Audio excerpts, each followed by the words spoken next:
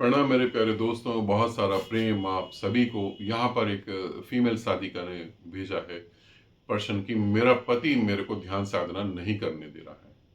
मेरा पति कह रहा है कि मंदिर जाओ, पूजा पाठ करो, मगर ध्यान साधना है नहीं, क्योंकि ध्यान साधना करके तुम मुझे छोड़ दोगे और बच्चे को भी छोड़ दोगे। इस बात को समझो और अपने पति को भी ये वीडियो दिखा देना।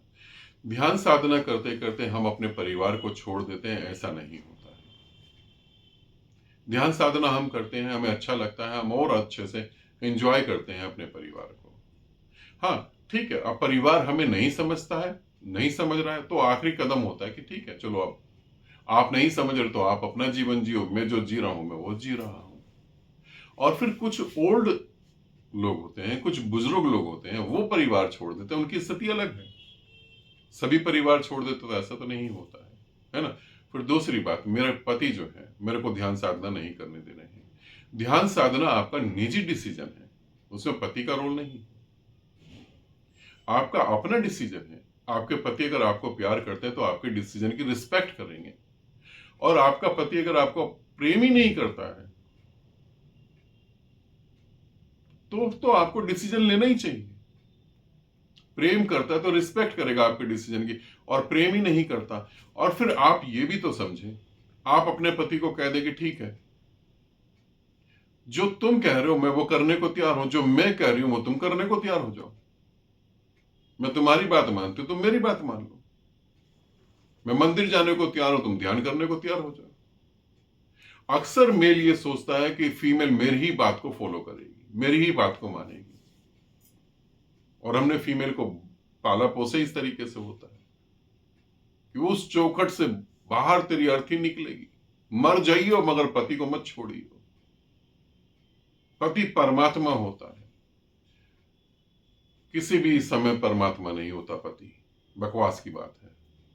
कभी पति परमात्मा नहीं होता, पति नॉर्मल इंसान होता है, अहंकार से भरा हुआ, परमात्मा नहीं होता है। तो अपने पति को बोलो, समझाओ, और ध्यान करना वो तुम्हारा निजी डिसीजन है, और उस डिसीजन को लो। परमात्मा हरेक को नहीं चुनता है, इसे ध्यान रखना। परमात्मा का आशीर्वाद हरेक के सर पे नहीं आता है, परमात्मा हरेक को सपोर्ट नहीं करता है। तुम कह सकते हो कि मैं ध्यान करूं, साधना करूं, और जो मेरी जिम्मेवारी है मैं उनको निभाती हूं, क्योंकि घर की जिम्मेवारी के अलावा भी तो तुम्हारी अपने प्रति जिम्मेवारी है, उसको भी तो देखोगे तुम। तो उसको देखो और बात करो। वैसे ये तुम्हारा निजी डिसीजन है, तुमने पूछा तो मुझे ऐसा लगता है कि बहुत सारी फीमेल होंगी जो इसी चक्कर में अटकी होंगी। जो व्यक्ति अपने लिए डिसीजन नहीं ले सकता, जिसके डिसीजन दूसरों के ऊपर निर्भर है, चाहे पति हो, चाहे सास ससुर हो, चाहे बच्चे हो, जिनके डिसीजन दूसरों के ऊपर निर्भर है, वो क्या परमात्मा को पाएगा?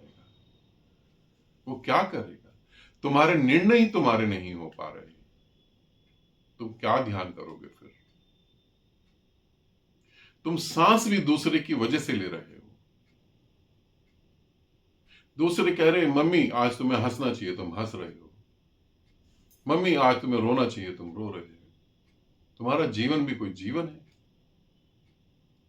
दूसरों को खुश करने में लगे हुए।